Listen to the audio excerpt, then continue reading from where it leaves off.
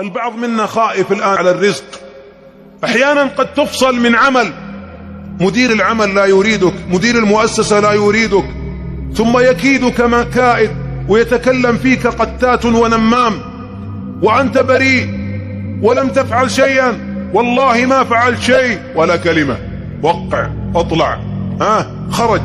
البعض يكتئب، يحزن، يبكي، يولون. يا مؤمن أغلقوا بابا وعند الله أبواب، ومن ظن أن الرزق يقسم على أديم الأرض فقد ظن بالله السوء. الله يقول وفي السماء وفي السماء وفي السماء، أردد ولا خرج؟ وفي السماء رزقكم وما توعدون. إذن هذا العظيم سبحانه، هذا العظيم أغلق من البشر باب. هل كان بأمره؟ هل كان بعلمه؟ هل كان بإرادته؟ نعم. هل يراك الله وأنت تظلم؟ نعم. هل يراك الله وهم يغلقون الأبواب؟ نعم.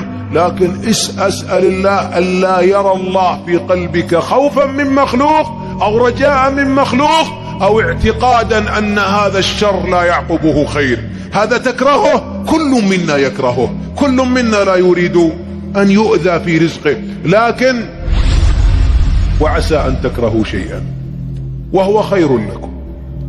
يمكنهم أغلقوا باب ليفتح الله لك أبواب، ليفتح الله لك أبواب. والقصص في هذا أبواب عديدة.